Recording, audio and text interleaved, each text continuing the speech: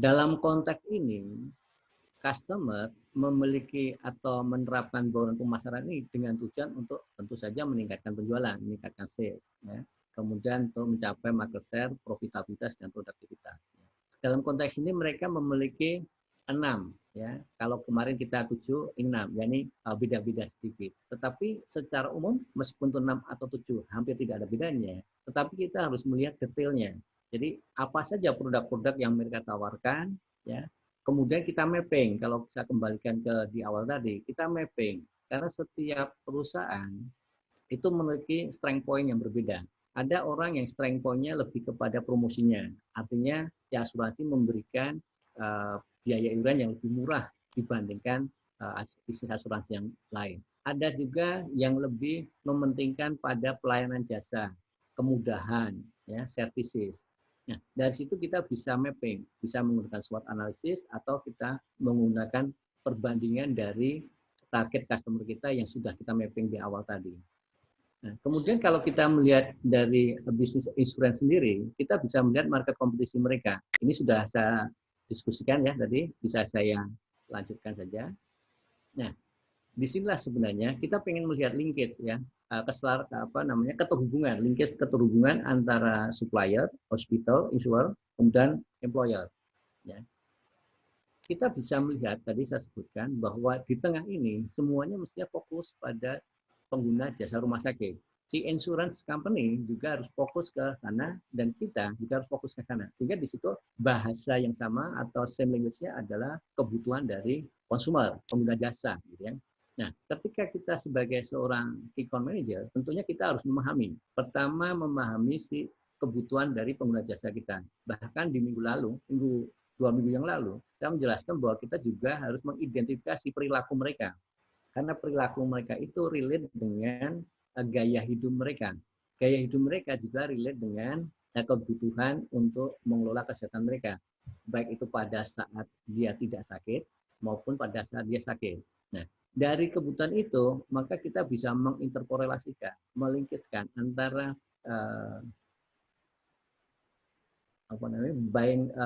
bauran pemasaran kita dengan bauran pemasaran yang ditawarkan oleh si insurance. Nah, sekali lagi, meskipun kita sama-sama mirip ya, kita 7, mereka 6, tetapi kita sendiri kan memiliki strength point yang berbeda.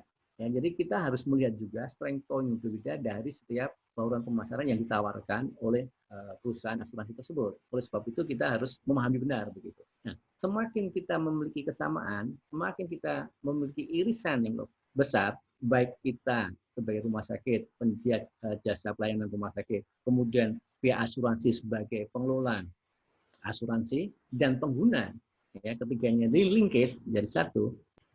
Oke. Setelah itu kita masuk ke customer principle, ya, understanding user. Nah, untuk berikutnya saya ingin menyampaikan, ini ada beberapa pengalaman ya. Pengalaman ini mungkin kita sebut saja sebagai keluhan gitu ya. Tetapi pengalaman inilah yang kita sebut dengan moment of truth ya. Jadi nanti saya akan bahas moment of truth itu apa gitu ya. Tapi intinya begini, dari pengalaman ini banyak sekali keluhan-keluhan yang disampaikan oleh para pengguna jasa. Mulai dari antri yang panjang ketika masuk ke rumah sakit, ketika mendaftar di bagian administrasi atau customer care di situ, kemudian menunggu dokter, ya, kemudian juga menikmati pelayanan, baik itu pelayanan yang diberikan oleh suster maupun oleh dokter, kemudian bagaimana dia harus menebus resep, membayar, dan kembali lagi ke parkir dan ke rumah. Jadi ini adalah gambaran, saya tidak akan bicarakan secara detail, tapi inti atau poin dari slide ini mengatakan bahwa banyak keluhan yang terjadi. Nah, slide berikutnya inilah yang disebut dengan moment of truth. Moment of truth sebenarnya bicara mengenai serangkaian peristiwa yang dialami oleh konsumen, dalam hal ini adalah pengguna jasa pelayanan rumah sakit, dan peristiwa tersebut dianggap benar apa adanya. Artinya begini, kalau saya datang ke sebuah rumah sakit dan kemudian ketika saya parkir, ya mau saat itu saya parkir susah, maka yang tertanam di dalam kepala saya adalah, wah, saya masuk rumah sakit ini susah, parkir saja susah. Ketika saya masuk, saya tidak diberi salam oleh doorman. Nah, biasanya di situ ada customer service atau bisa jadi ada security yang berdiri di situ. Dicuekin saja. Itu negatif yang kedua. Kemudian ketika saya ke customer service, antri lama dan seterusnya. Nah, sebuah rangkaian peristiwa mulai dari nomor 1 sampai nomor 8, dari nomor 1 itu ke parkir dan kemudian ke customer service, kemudian duduk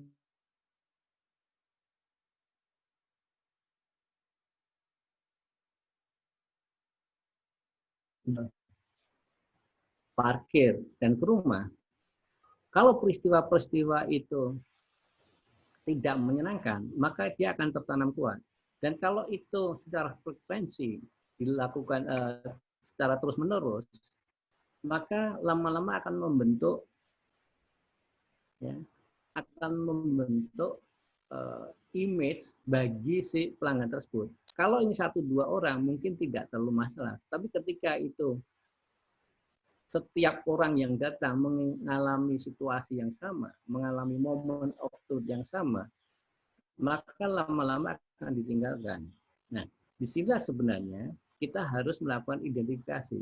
Jadi kalau kita melihat operasional KPI di rumah sakit, pertanyaan berikutnya adalah apakah rumah sakit Muhammadiyah memperhatikan momen of truth ini? Apakah kita tahu di mana saja titik kritis, ya, apa saja yang menjadi keluhan pengguna jasa di setiap titik, ya. Kemudian apakah rumah sakit Muhammadiyah pernah melakukan survei? Apa saja yang menjadi fokus perbaikan dan seterusnya. Jadi ini sebenarnya kita harus melihat dari perspektif si pengguna jasa rumah sakit tersebut, mulai dia datang sampai dia kembali ke rumah. Nah, kita bisa melihat di situ. Ada enggak hal-hal lain yang bisa kita lihat di situ? Sekarang dengan teknologi digital itu kita bisa mengidentifikasi. Jadi kalau kita punya nomor pelanggan, nomor handphone pelanggan, itu bisa memberikan notifikasi. Jadi misalnya rumah sakit Muhammadiyah itu memiliki database sekian banyak orang, termasuk di dalamnya ada handphone. Ketika itu saya sebagai salah satu pelanggan dan saya sudah tercatat sebagai customer atau sebagai pengguna jasa di rumah sakit, ketika saya masuk atau ada di radius tertentu, bisa jadi ada notifikasi. Kalau toh tidak, itu juga bisa ada notifikasi. Jadi sebenarnya momen of truth ini yang ingin saya sampaikan tidak hanya terjadi ketika orang tersebut ada di lokasi, tapi di rumah pun itu bisa dibangun. Jadi interaksi yang harus dibangun antara rumah sakit dengan si pengguna jasa itu sebaiknya bisa dilakukan dari mulai jam subuh ya, subuh sampai subuh yang besoknya lagi. Jadi dalam kehidupan sehari-hari itu bisa dibangun momen of truth yang positif. Nanti kita akan diskusikan lebih lanjut mengenai apa saja atau hal apa saja yang bisa kita perbaiki. Nah, saya menggambarkan ini adalah sebuah layout ya. Sebuah layout dari sebuah rumah sakit di mana layout ini apakah 100% udah tepat atau tidak. Tetapi begini, ini hanya sebagai masukan saja. Ada beberapa rumah sakit yang layoutnya sebenarnya belum bagus. Artinya kita masih muter-muter ke sana kemari. Layout yang ini pun juga perlu ada improvement. Tetapi dalam konteks saat ini tentu kita tidak akan mengusul, kita hanya sebagai masukan saja. Layout ini bisa juga dibangun atau rumah sakit yang baru bisa dibangun sesuai dengan flow dari kebutuhan customer. Ini hanya sebagai gambaran saja.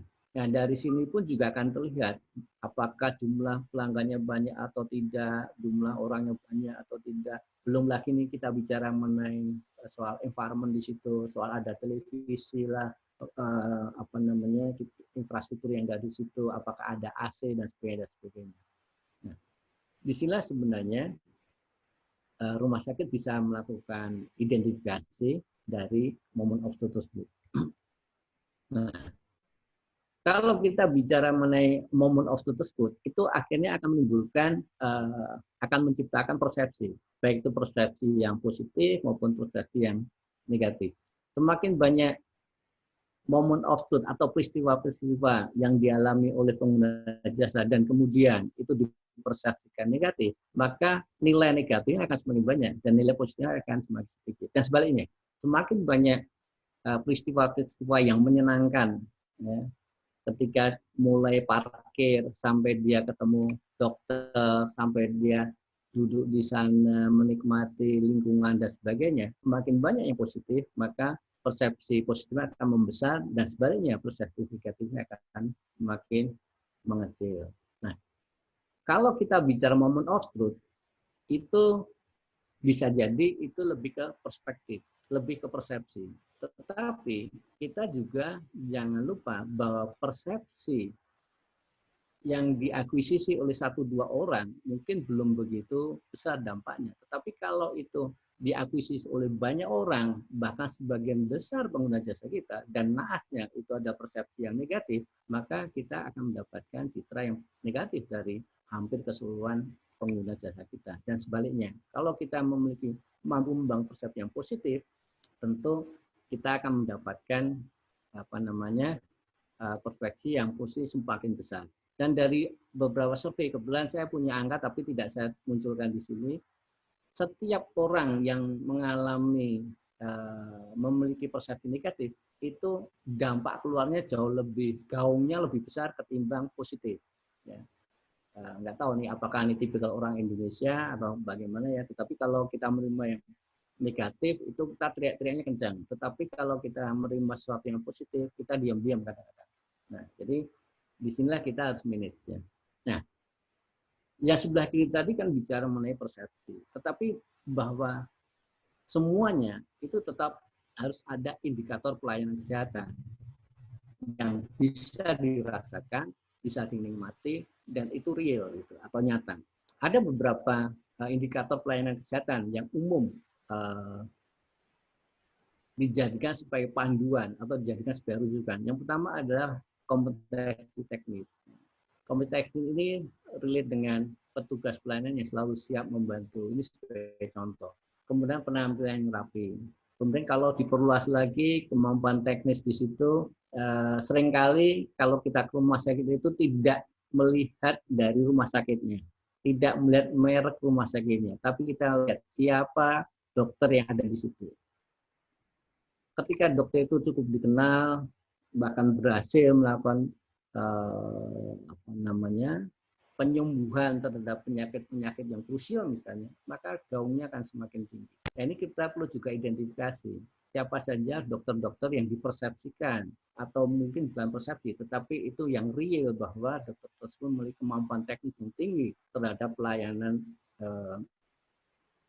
baik dokter. Gitu.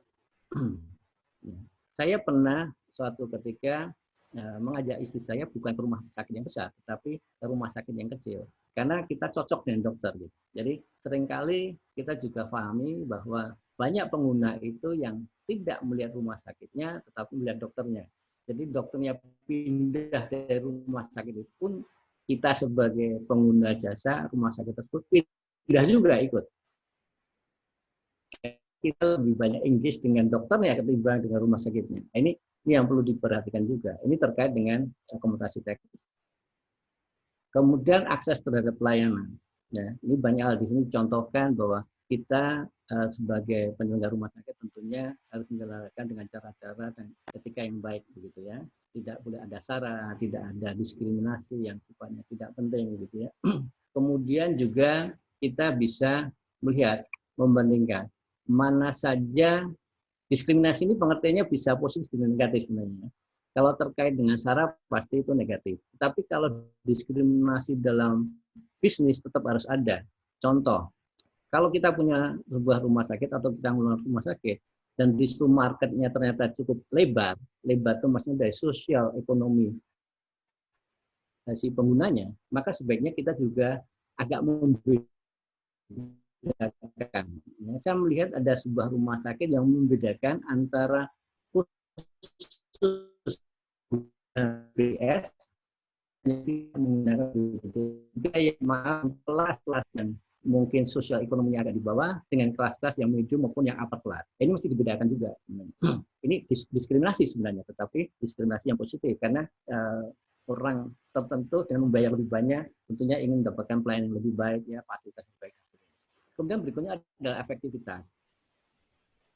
Efektivitas ini relate dengan teknologi peralatan yang digunakan. Ya, ada rumah sakit yang memang cukup canggih, bahkan itu menjadi strength point dia untuk dipamerkan kepada publik, kepada target bahwa mereka memiliki teknologi yang bisa diandalkan atau teknologi yang terkini. Kemudian hubungan antar manusia. Dalam sebuah bisnis sebenarnya kita bisa membangun yang namanya customer care. Ya, customer care ini bukan hanya sifatnya administratif, tapi benar-benar care, ya. Care terhadap pelanggan kita, baik itu pada saat masuk maupun yang mengelola. Ya, kalau dalam perusahaan-perusahaan lain tuh orang yang punya ada yang CRM, ya, Customer Relationship Management, atau XRM, Experience Relationship Management. Jadi membangun experience yang itu bisa membangun hubungan antar manusia. Termasuk di dalamnya adalah mengelola database dari seluruh pasien di situ. Sehingga kita bisa memberikan value termasuk tadi seperti saya sebutkan, membangun moment of truth dari setiap waktu. Bukan hanya ketika mereka rumah sakit, tetapi ketika dalam kehidupan sehari-hari. Kita selalu ingatkan, kita bisa membuat konten-konten yang bisa kita sampaikan setiap saat. Misalnya mengingatkan cuci tangan, jangan lupa cuci tangan misalnya, yang gambar. Dan itu bisa di-blast ya melalui jaringan sosial media atau melalui handphone mereka. Itu juga konteksnya membangun hubungan manusia. Kemudian yang tidak kalah pentingnya adalah keramahan. Jadi lebih ke personal services ya, keramahan dari petugas pelayanan. Dari mulai di awal, dari mulai tukang parkir, security, kemudian customer services, kemudian bagian kantin, kalau di situ memang ada kantin, ada kafe, termasuk dokternya, termasuk lalu lalang di situ ya. Ketika berpapasan juga minimal ada senyum dan sebagainya. Kemudian efisiensi. Hal yang menarik dari keluhan pelanggan di depan itu soal waktu sebenarnya. Jadi mereka kadang-kadang merasa terabaikan ketika di rumah sakit karena waktunya terbuang. Terlalu lama nunggu dokternya. Dokter harusnya jam 5 datang, tapi faktanya baru datang jam 7. Udah 2 jam. Nah, apalagi kalau target kita anak-anak muda itu udah nggak jenak. Itu udah akan pergi pasti. Nah, ini juga perlu dipikirkan. Jadi jangan menunda-nunda kegiatan medis. Kemudian petugas pelayanan selalu memantau perkembangan pasien. Ini sangat penting, terutama untuk yang rawat inap. Ya, saya pikir itu ada protokolnya, ada prosedurnya ya. Jadi yang penting di sini lebih kepada eksekusinya. Kemudian kelangsungan pelayanan, rekam medis yang tertata baik. Ini lebih ke administrasi. Tidak melakukan diagnosis yang berulang-ulang, pelayanan sesuai dengan waktu yang telah dijanjikan. Nah, ini sebenarnya ini terkait dengan kemudahan, kenyamanan selama dia melakukan pengobatan, selama si pengguna jasa melakukan menggunakan pelayanan dari rumah sakit. Seperti misal yang cukup detail yaitu tidak melakukan diagnosis yang berulang-ulang. Nah, ini konteksnya juga bisa jadi disebabkan oleh kompetensi teknis dari dokter tersebut yang mungkin jam terbangnya masih belum tinggi ya, sehingga perlu melakukan diagnosis yang berulang-ulang gitu. Saya pernah mengalami situasi di mana saya ke rumah sakit dan kemudian saya ada kayak orang Jawa tuh apa ya, katimul gitu ya. Katimul itu benjolan kecil ada di tangan begitu, di tangan sini ya, di tangan sini ada benjolan kecil. Kemudian dioperasi. Untuk operasi yang sekecil ini aja terlalu ribet gitu. Nah, bagi saya juga, saya sebagai orang yang maunya cepat, nggak mau terlalu ribet juga gitu ya. Artinya juga action dan sebagainya. Ini bicara mengenai pelayanan. Kemudian bicara keamanan. Ya, keamanan ini bisa keamanan bisa jadi safety ya, karena pasien diharapkan bisa menerima obat sesuai dengan resepnya. Ya. Kemudian pemerintah kan juga menggunakan yang generik. Jadi dalam konteks tertentu seorang pasien pun juga sebenarnya bisa ditawarin juga apakah ini menggunakan obat yang branded, yang bermerek atau yang generik. Atau sebaliknya, si pengguna jasa bisa menyampaikan ke dokter dan ada keleluasaan untuk Pak Dokter atau Bu Dokter boleh tidak mendapatkan obat-obat yang lebih generik. Nah, ini perlu dipikirkan juga ya, karena di sisi lain ini bagian dari bisnis rumah sakit ya, sudah menjadi rahasia umum bahwa rumah sakit pun juga berhubungan dengan supplier, terutama untuk obat-obatan dan peralatan. Tapi di sisi lain juga kita mesti lihat dari sisi kemanusiaan termasuk sosialnya. Nah, itu perlu di mapping juga, karena ini juga bagian dari bauran pemasaran yang bisa kita berikan kepada mereka. Kemudian di keamanan berikutnya adalah petugas pelayanan melakukan catatan yang akurat. Nah, ini penting ya. Karena kemarin juga banyak kasus, meskipun ini bukan kesalahan rumah sakit ya, terkait dengan corona. Ternyata banyak juga masyarakat kita yang bohong gitu ya. Ketika dicek, kemudian dilakukan identifikasi, ternyata banyak orang kita yang bohong, tidak memberikan informasi yang benar kepada orang yang melakukan pengetesan tersebut. Nah, di sisi lain bahwa kita sebagai pihak rumah sakit juga jangan lalai dalam hal mencatat hal-hal yang kritikal khususnya terhadap pelayanan pengguna jasa. Kemudian kenyamanan. Kenyamanan ini bicara mengenai environment. Nah, dari semua indikator ini bisa kita persempit atau kita perluas. Bergantung. Nah, indikator ini sebenarnya juga kita harus melihat juga dari kompetitor kita yang head to head kompetitor. Saya berpikir bahwa Rumah Sakit Muhammadiyah ini salah satu kompetitor yang dekat adalah Hermina misalnya. Nah, Hermina ini bisa kita lihat ya apa namanya strength point mereka. Kita bisa melakukan SWOT analisis sebenarnya. Strength point mereka apa? Indikator pelayanan mereka apa? Dari situ bisa kita desain indikator pelayanan untuk rumah sakit Muhammadiyah. Artinya list yang ada di depan kita ini sebenarnya ini lebih ke arah sebagai rujukan saja. Apakah itu akan diperlebar atau dipersempit? Ya, itu bergantung dari kebutuhan kita. Kebutuhan dari konteks apa? Satu, konteks competitiveness tadi. Kemudian kita selaraskan dengan value proposition yang akan kita tawarkan dalam bentuk apa? Dalam bentuk bauran pemasaran tadi. Nah, ini bisa kita kembangkan. Dari mulai yang paling sederhana sampai paling canggih gitu ya. Sederhana itu hal-hal yang sifatnya rutinitas, yang canggih itu bicara mengenai peralatan, termasuk juga kompetensi para dokter. Ya, itu. Nah, terkait dengan peningkatan mutu, ya, mutu pelayanan secara umum, sebenarnya ada beberapa pendekatan yang bisa kita gunakan untuk meningkatkan. Ya. Tentu salah satunya dengan kita melakukan sertifikasi. Ya. Saya nggak tahu persis apakah di rumah sakit ini ada lembaga yang memang melakukan sertifikasi terhadap pelayanan. Saya yakin sih ada ya. Nah, apakah rumah sakit Muhammadiyah ini sudah memiliki sertifikasi terhadap total pelayanan terhadap pelayanan semuanya yang kita lihat, ataukah kita belum melakukan. Kalau misalnya belum melakukan, mungkin secara internal bisa melakukan secara mandiri begitu. Nah, kami sebagai kami institut, apabila suatu saat diharapkan untuk bisa membantu, tentu kita akan bantu. Ya, kita akan bantu untuk melakukan mapping begitu, untuk melakukan survei, termasuk melakukan pemetaan. Hal-hal apa saja sih yang menjadi strength point dari untuk melakukan SWOT analisis ya. Hal apa saja yang menjadi strength point dari apa namanya rumah sakit, area yang perlu diimprove di mana, area mana aja yang mau kita improve ya, dan sebagainya. Kita bisa melakukan survei. Baik itu survei langsung kepada para customer-nya maupun kita survei di internal ya dengan melakukan wawancara, dengan melakukan observasi dan sebagainya, dan kemudian kita bisa come up dengan apa namanya improvement atau perbaikan. Ya. Rumah sakit sebenarnya juga bisa mengaplikasikan yang namanya Six Sigma. Ya, Six Sigma. Nah, Six Sigma adalah sebuah tools atau metode yang bisa kita gunakan untuk melakukan peningkatan, ya, untuk melakukan improvement terhadap mutu pelayanan secara keseluruhan. Gitu.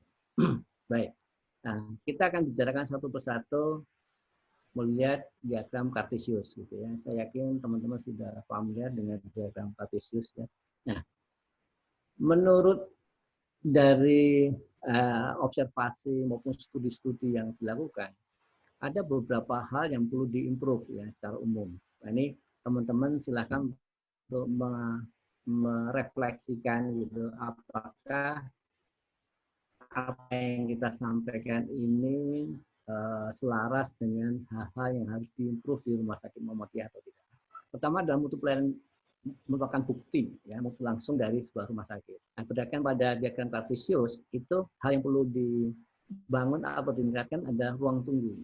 Nah, pertanyaan berikutnya adalah ruang tunggu seperti apa ini yang harus kita tingkatkan?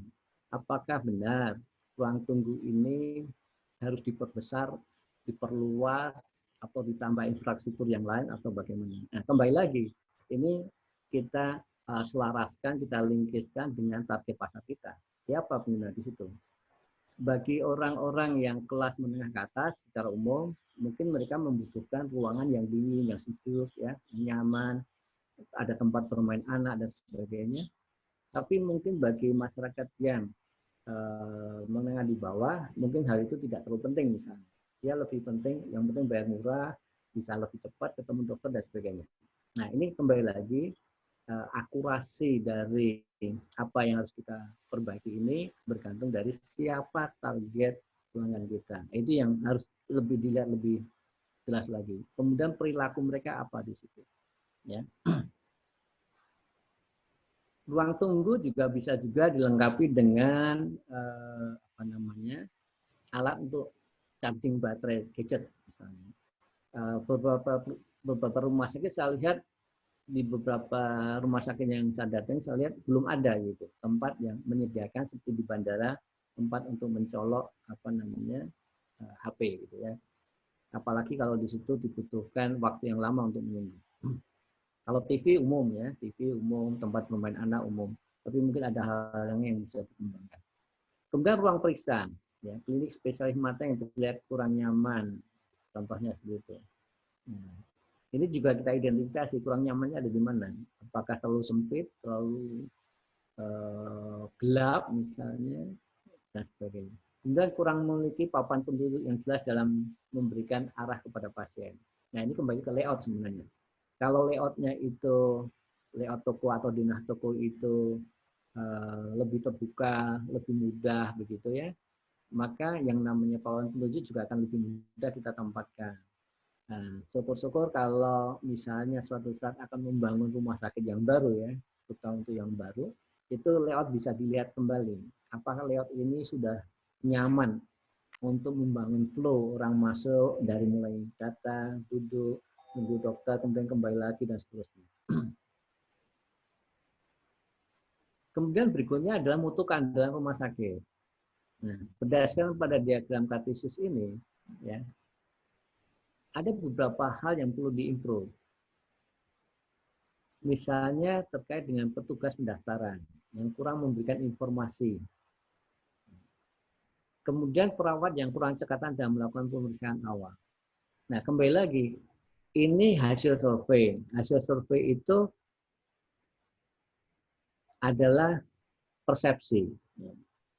Bisa jadi kalau kita tidak terbuka, maka kita pun bisa mengatakan juga, oh ternyata tidak begini, maka harus begitu, dan sebagainya. Nah, ini yang perlu diidentifikasi benar nih. Kembali lagi, kalau kita melakukan survei kepada target yang pengguna jasa kita. Kemudian mutu pelayanan, mutu daya tanggap rumah sakit. Nah, hal-hal yang perlu diperbaiki apa? Petugas pendaftaran yang tidak segera melayani, ya, petugas pendaftaran yang kurang cekatan, perawat yang kurang melayani dengan cekatan, petugas keamanan yang kurang cepat membantu menjawab pertanyaan. Ini lebih ke arah respon, ya. Sebenarnya respon yang tepat yang diharapkan oleh para pengguna jasa rumah sakit. Nah, ini perlu diidentifikasi juga. Seberapa cepat, supaya mereka paham dan seterusnya. Kemudian jaminan rumah sakit, ya, mutu jaminan rumah sakit. Contoh yang perlu diimprove adalah perawat tidak selalu memastikan nama pasien sebelum masuk ke ruang spesialis mata. Ini contoh saja. Nah, kelihatannya sederhana sekali bahwa perawat tidak memastikan nama pasien, tetapi akan lebih baik kalau dia memastikan nama pasien itu, baik itu dia bisa memanggil Pak atau Bu dengan namanya, maupun dia menyampaikan kepada dokter. Karena bagaimana juga perawat ini adalah orang yang bertanggung jawab untuk menghantarkan orang yang dari porsi duduknya dan kemudian masuk ke ruang perawatan atau ruang periksa. Kemudian empati rumah sakit, ya, mutu empati rumah sakit. Hal-hal yang perlu diperbaiki adalah petugas pendaftaran tidak selalu bersikap ramah saat melayani. Jadi ada inkonsistensi di situ. Dari sini kelihatan sekali bahwa antara harapan dengan kenyataan terjadi gap yang cukup tinggi begitu.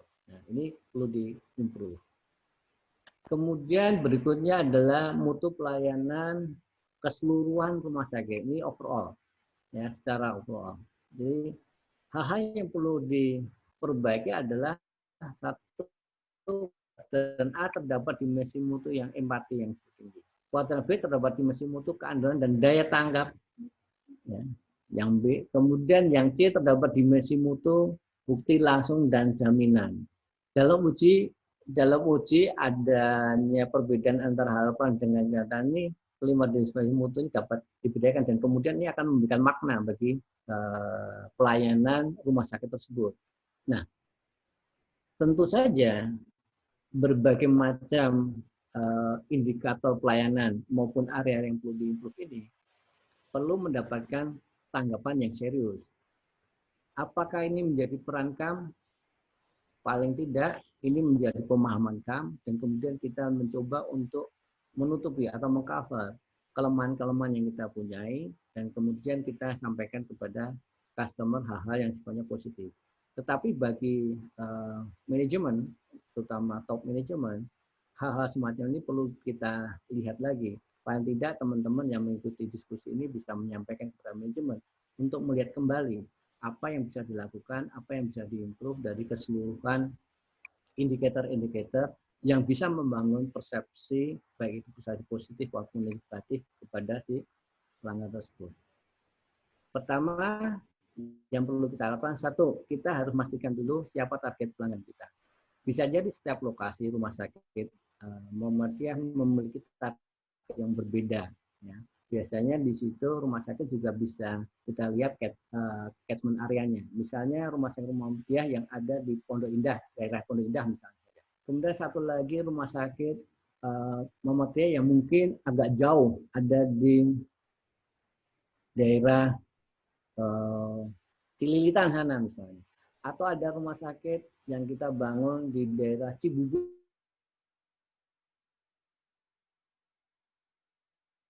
sana. Ada rumah sakit yang lokasinya berbeda-beda, maka catchment area jadi beda. Dan kita tahu bahwa semuanya bisa dipetakan. Kalau daerah Pondok Indah itu ada daerah A+, orang-orang yang sosioekonominya tinggi. Tetapi daerah Ciledug itu adalah medium, bahkan agak ke C, agak rendah. Begitu juga kalau kita buka di Cibubur banyak anak-anak muda, keluarga muda di situ. Nah, mereka dari sisi demografi, ya, kemudian dari sisi psikografi dan geografisnya sudah berbeda, sehingga mereka memiliki kebutuhan yang berbeda. Sehingga ketika kita mendesain sebuah value proposition, dalam hal ini adalah barang pemasaran, bisa jadi antara rumah sakit A, rumah sakit Muhammadiyah di lokasi A, lokasi B, lokasi pun berbeda-beda. Nah, ini localize kebutuhan sesuai dengan target masing-masing rumah sakit menjadi penting. Jadi kita tidak bisa melihat bahwa meskipun brand kita sama, rumah sakit Islam Muhammadiyah, di semua lokasi kita samakan semua. Ini menurut saya nggak tepat, ya. Itu perlu dilihat lagi siapa targetnya, kemudian di situ dikembangkan. Kecuali kalau kita berpikir terbalik, Kalau kita balik begini, kita sudah punya value proposition standar seperti ini dan sebagainya. Kemudian ketika kita mau membangun rumah sakit, kita pilih lokasinya, lokasi yang cenderung homogen, sehingga pelayanan pun juga bisa cenderung homogen dari seluruh rumah sakit Islam di seluruh Jakarta misalnya atau Jabodetabek. Jadi ini dua approach yang bisa berbeda. Satu melihat dari sisi konsep dulu, baru kita membuka rumah sakit di tempat yang sesuai dengan konsep tersebut, atau sebaliknya kita memilih lokasi dulu baru kita sesuaikan konsep rumah sakit tersebut dengan lingkungan termasuk target market yang ada di catchment area tersebut. Nah, kalau kita melihat dari sisi value chain ya, atau supply chain dan services portfolio, sebenarnya kembali lagi kita bisa melihat bagaimana peran dari satu pengguna jasa dari apa namanya rumah sakit, kemudian dari pihak rumah sakitnya, kemudian satu lagi dari pihak insurans. Ketiganya harus ada kolaborasi di situ. Ya, kolaborasi yang saya tawarkan kepada teman-teman di rumah sakit, pertama adalah dari rumah sakit ke insurans dulu. Karena insurans kalau itu terbuka, dia pun sebenarnya sudah memiliki profil dari user. Gitu. Jadi agak hemat daripada kita kedua-duanya dan kemudian kita melakukan survei untuk usernya termasuk ke insurance-nya. Bisa ke insurance dulu. Ya, insurance kembali lagi dipetakan sesuai dengan apa namanya strategi mereka masing-masing. Apakah itu akan diselaraskan atau kita akan mengikuti dan sebagainya. Ya.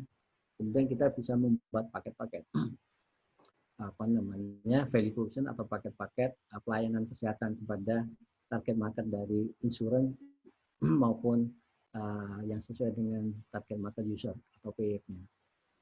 Nah, kalau kita melihat sebenarnya user ini bisa memaksa gitu. Memaksa rumah sakit dan supplier bekerja lebih baik lagi. Memaksa hospital, rumah sakit dengan insurans bekerja lebih baik lagi. Dan saya mengharapkan, saya mendorong kepada teman-teman agar teman-teman yang di rumah sakit ini yang lebih proaktif mendatangi insurans.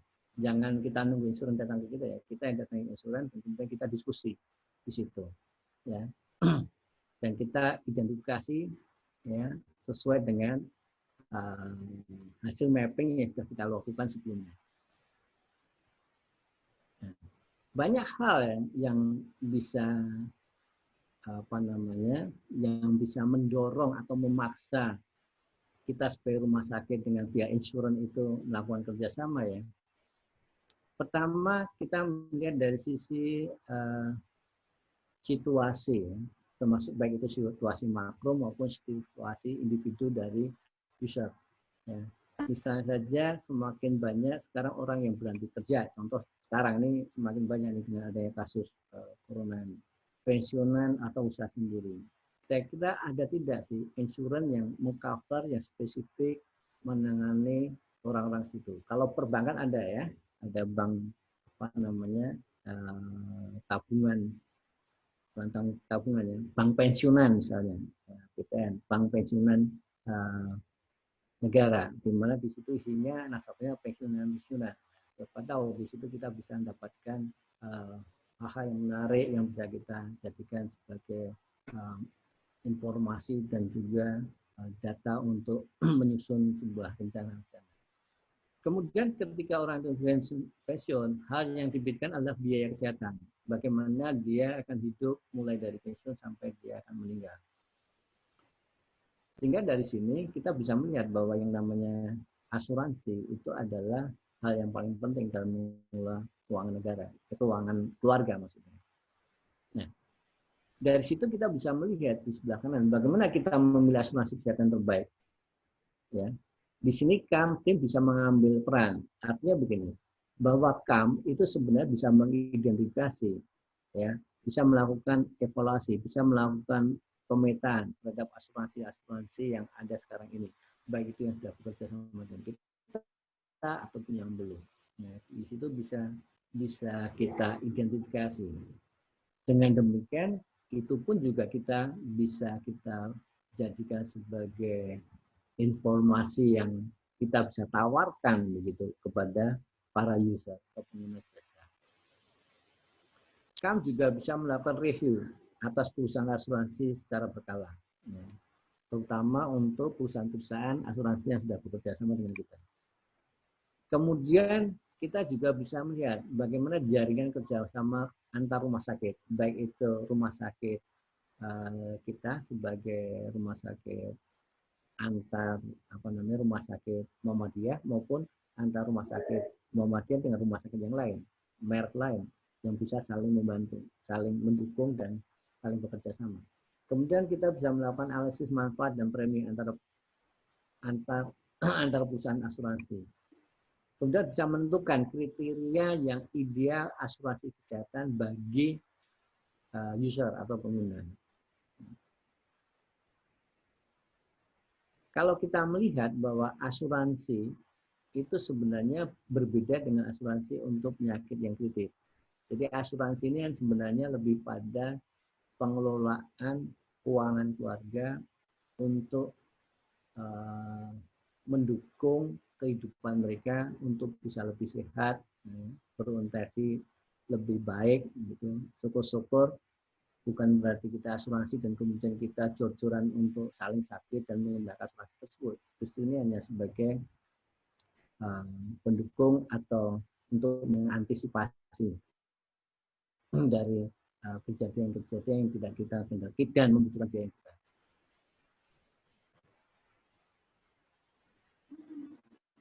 Kemudian ada juga asuransi yang terkait dengan penyakit kritis ini yang memberikan santunan tunai. Kemudian ada santunan tunai yang diberikan 1 kali secara langsung. Ini sebagai contoh ya beberapa hal. Tapi sebenarnya kalau teman-teman dari rumah sakit akan melakukan survei terhadap apa yang dibutuhkan oleh user, maka sebenarnya itu bisa dijadikan sebagai insight kita yang bisa kita sampaikan, kita presentasikan kepada insuran. Ya ini jadi teman-teman di rumah sakit, saya mendorong teman-teman juga mesti melihat insight dari bisnis insuran. Teman-teman juga harus memiliki insight terhadap user, ya, terutama terhadap perilaku mereka, ya, demografis, geografis maupun psikografis mereka. Nah ini peran dari masing-masing pemangku kepentingan. Kalau supplier itu membuat produk pelayanan kesehatan yang sesuai dengan pengguna, ya, pengguna jasa yang lebih baik dari pesaingnya. Hospital menyediakan beraneka macam produk pelayanan dan lingkungan yang sesuai dengan kebutuhan pengguna jasa yang lebih baik dari pesaingnya. Nah ini perlu diterjemahkan lebih detail lagi. Kemudian insurer itu sebagai konsultan memberikan rekomendasi kepada pengguna jasa, user ada sebagai hakim, jadi dia yang menentukan, ya, menentukan satu asuransi mana yang akan saya gunakan, apakah saya asuransi atau tidak. Yang kedua, kemana saya akan pergi, apakah saya harus ke rumah sakit, ke poliklinik, atau ke puskesmas. Kalau toh rumah sakit yang mana? Apakah rumah sakit yang A, B, atau C? Ya, ini perlu kita mapping juga. Ada beberapa pemikiran ya, kembali lagi. Kalau rumah sakit seringkali yang jadi rujukan itu bukan rumah sakitnya.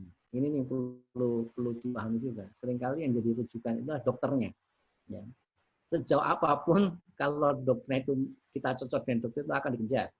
Ya, meskipun dokter tadi sudah keluar dari rumah sakit tersebut. Ya. Tetapi bisa jadi berapa persen kita nggak punya angka, tetapi teman-teman bisa mencoba mengeksplorasi mana saja yang jadi rujukan. Ya. Saya contoh operasi mata saya, ya, saya lasik dulu. Pertama saya lihat rumah sakit mana aja yang menyediakan lasik. Kemudian yang kedua saya cek dokter yang ada di dalamnya siapa saja. Kemudian saya cek menggunakan internet apa komentar dari setiap pelayan pengguna jasa dia. Kemudian ya dokter rumah sakit itu juga memberikan grade terhadap dokter tersebut. Ya. Grade ini yang nantinya terkait dengan ongkos, ya, biaya yang harus kita bayarkan. Nah, dari situ saya bisa melihat, oh grade-nya ini, dokternya ini, rumah sakitnya A, dari rumah sakit A ini dokternya ABCDE, dari rumah sakit ini ternyata saya bisa melihat komentar dari seluruh pengguna jasa dia. Kemudian di situ rumah sakit juga memberikan grade Grade-nya saya lihat dari mana? Si dokter ini harganya lebih mahal dari itu. Dia grade-nya bukan bintang seperti apa hotel, tidak, tetapi di situ kelihatan dokter ini pakainya sekian, dokter ini pakai sekian. Kita bisa melihat, oh dokter ini lebih mahal dibanding ini. Kenapa ya? Nah, baru kita cek. Oh ternyata komentar gini ini dan sebagainya. Oke, saya prefer untuk dokter yang itulah dibandingkan dokter yang ini, misalnya seperti itu. Nah ini perlu kita identifikasi karena in the end saya yang menentukan. Saya sebagai pengguna jasa saya menentukan kalau saya ketemu dokter itu karena saya cocok. Meskipun dia ada di ujung kulon sana, kalau memang itu cocok ya saya akan ke ujung kulon kan gitu.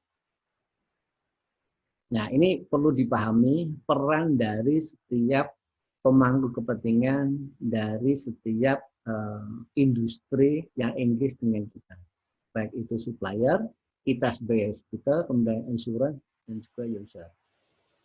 Ya, kita lihat.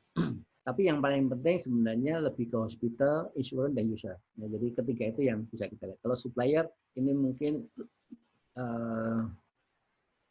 lebih pada supplier obat dan sebagainya ya, alat kesehatan dan sebagainya. Nah, mungkin yang paling kritikal sebenarnya lebih kepada insurer maupun ke user atau pengguna. Nah, kalau kita melihat perbedaan antara pembayar dan user gitu ya, payer dan insurance, itu kalau payer dan insurance itu mereka ada di area yang disebut atau teritori atau wilayah yang disebut rasional. Jadi mereka itu rasional itu apa sih? Rasional itu konteksnya lebih kepada hitung-hitungan. Jadi semuanya dihitung based on kalkulasi mereka berdasarkan pada finansial perspektif mereka. Ya. Oh, kalau saya ke dokter itu, kalau saya bayar segini itu seperti apa dan sebagainya. Nah, tadi yang saya sebutkan, ketika saya cerita mengenai operasi lasik saya, itu saya dalam situasi atau dalam perspektif yang rasional. Karena saya menghitung, ketika saya operasi mata, saya harus keluar uang waktu itu sekitar hampir 30 juta ya, untuk operasi. Yang saat itu di tempat lain itu ada yang lebih murah, ada yang 15 juta malah gitu ya. Saya 2 kali lipat. Karena saya melihat dari beberapa hal. Pertama dari kalian dokter, yang kemudian teknologi. Ya. Karena saya baru pertama kali itu operasi lasik dan saya harapkan itu pertama dan yang terakhir upaya lasik, maka saya akan cari yang terbaik. Ya, saya melihat dari ketika saya memutuskan, maka sebenarnya saya dalam situasi yang rasional. Gitu. Kenapa saya mau bayar lebih mahal? Karena ada penyebabnya. Saya sudah berkalkulasi. Oh ini sekian. Yang ditanggung oleh perusahaan sekian, saya harus nombor sekian. Jadi waktu itu perusahaan menanggung sekian persen dari biaya keseluruhan. Saya harus nombokin. Nah, nombokinnya itu secara kalkulasi. Nah, nombornya worth it tidak bagi saya. Itu saya situasinya dalam teori yang rasional gitu, karena saya ngitung. Kemudian user itu saya sebagai payer ya, karena saya saat itu merangkap sebagai payer, pembayar maupun sebagai user gitu ya. Sebagai user, di situ saya masuk dalam wilayah yang namanya emosional. Tapi saat itu, ketika saya bicara mengenai mata saya tidak bicara mengenai emosional. Saya lebih banyak, kalau saya hitung 100% bukan berarti rasional 50%, emosional 50%, tidak. Ya. Saya lebih banyak rasionalnya dibanding emosional. Tetapi dalam konteks yang lebih luas, ya, user dan hospital itu bisa berada dalam situasi di mana emotional territory itu lebih besar ketimbang yang rasional. Contoh tadi, user itu memiliki perspektif, memiliki persepsi. Ketika dia masuk rumah sakit dan kemudian dirawat oleh para dokter yang ramah, yang memiliki kompetensi tinggi, oleh para suster yang bagus, pelayanan yang bagus, kemudian suasana environment, ruangan yang nyaman sesuai dengan apa yang diharapkan, ada musik-musik dangdutnya misalnya atau musik-musik klasiknya ada situ, kemudian saya bisa ngobrol di sana, itu lebih ke emosional, ya. Belum lagi kalau kita lihat emosional ini juga kita mesti lihat siapa dia, gitu. Artinya di golongan mana. Ketika itu di golongan yang misalnya menengah ke atas, mungkin dia butuh ketenangan, emosinya emosi ketenangan. Tetapi sebaliknya kalau itu kita melayani di masyarakat yang kelasnya D atau C, mungkin emosional berbeda. Emosionalnya di situ mengharapkan bahwa seluruh keluarganya bisa tidur bareng di dalam rumah sakit tersebut ya, dalam satu ruangan. Itu emosional juga gitu. Wah, kalau aku nggak ditunggu sama anakku, sama menantuku, sama cucuku, aku susah deh di rumah sakit. Nah, ini dua perspektif yang berbeda. Tapi hal ini berbeda dengan mungkin anak-anak muda yang butuh ketenangan atau orang-orang yang punya uang butuh ketenangan yang tidak mau terganggu. Nah, ini kita bisa melihat dari aspek yang berbeda dan kita melihat dari siapa pengguna jasa tersebut. Jadi benar-benar harus di mapping tuh. Yang segmentasi itu perlu di mapping benar. Nah, sekarang pertanyaannya bagaimana kita menarik, mengattract dan menginfluence konsumer. Apa yang bisa kita lakukan gitu. Ya. Banyak hal yang bisa kita lakukan. Ya. Tetapi intinya bahwa kita harus melihat pertama adalah diagram Venn ini ya. Diagram Venn ini menggambarkan interkorelasi antara user, payer, insurance dan hospital ya. Kemudian kita harus berada di wilayah yang paling tengah.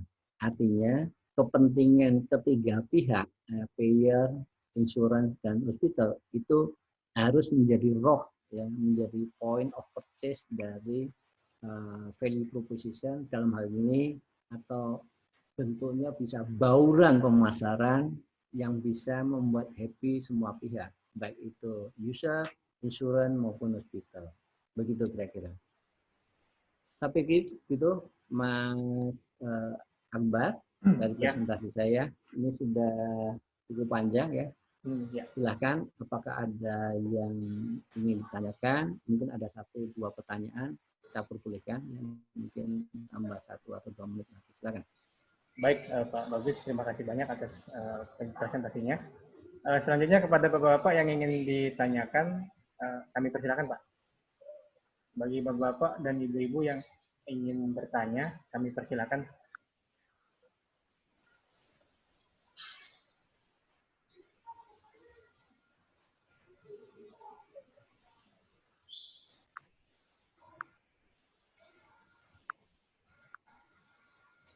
Apakah ada dari Ibu-Ibu, Bapak yang ingin ditanyakan atau didiskusikan mungkin untuk memperjelas apa yang saya sampaikan tadi?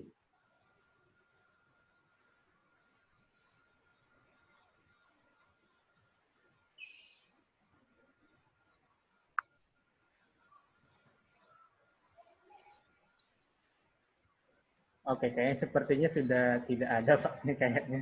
Di chat juga nggak ada. Nggak apa-apa, nggak apa-apa. Baik, kalau begitu untuk sesi 5 ini sepertinya sudah selesai Pak. Kalau misalnya nggak ada yang tanyakan, mungkin nanti kalau misalnya teman-teman atau rekan-rekan yang ingin bertanya bisa melalui Facebook kami tutup Pak. Ya, kita ada Facebook juga di kami tutup. Mungkin untuk sesi hari ini kita cukupkan sampai saat ini. Kita ketemu lagi nanti untuk sesi 6, nanti mungkin jadwalnya bisa diatur melalui grup WhatsApp aja ya, gimana sebutannya. Baik, terima kasih Pak Bagus, terima kasih Pak Budi, terima kasih Bapak-Bapak dan Ibu-Ibu dan rekan-rekan sekalian.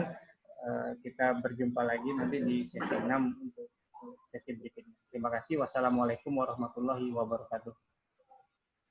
Waalaikumsalam. Warahmatullahi wabarakatuh.